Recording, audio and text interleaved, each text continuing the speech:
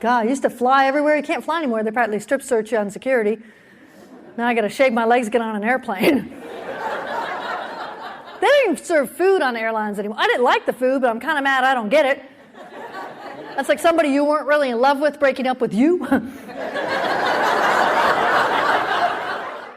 One of my favorite Facebook pages these days is the one called View from My Window.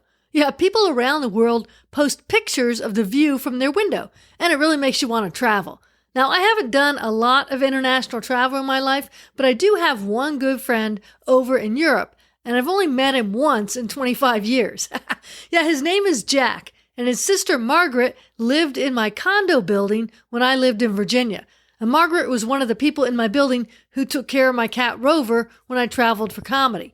Now, she loved Rover, and I think she spent a lot of time at my place when I was gone. I say that because one day when I came home from 3 weeks on the road, there was an angry note from the condo association saying that my TV was on too loud for a long time and the neighbors were really upset.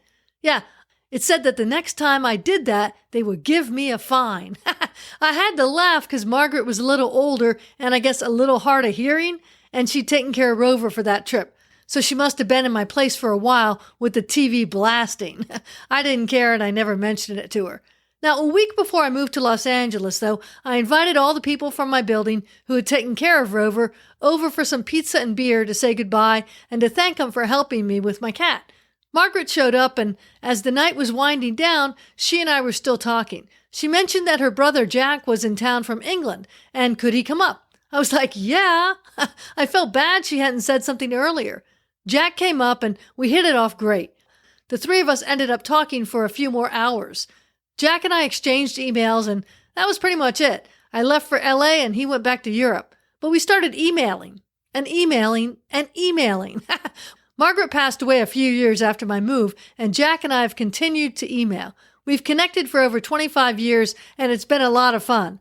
I'm worse at getting back to him so quickly because I had so much travel, and his emails were long. He's retired so he can write long emails. But it is fun hearing things from his perspective. Now, we haven't met in person since that night. I haven't been over to Europe, and on his one trip to California about 15 years ago, we were supposed to meet up, but he got sick and so we couldn't get together. So we just continued the emails. I doubt we'll ever meet in person again, and I probably wouldn't recognize him if I bumped into him anyway. But the emails keep flowing. The takeaway tip from this is to be open to new friendships wherever you happen to be. I once had a friend of mine who said, "I don't need any more friends. I have enough." I thought that was just awful. We were in our 20s, and I kept thinking we're too young to stop making friends. So keep connecting with people and making new friends as long as you can. It makes life a lot more fun and interesting. That's it for this episode. Thanks for listening. Feel free to check out my website, theworklady.com. This is Jan. Take care and enjoy your journey.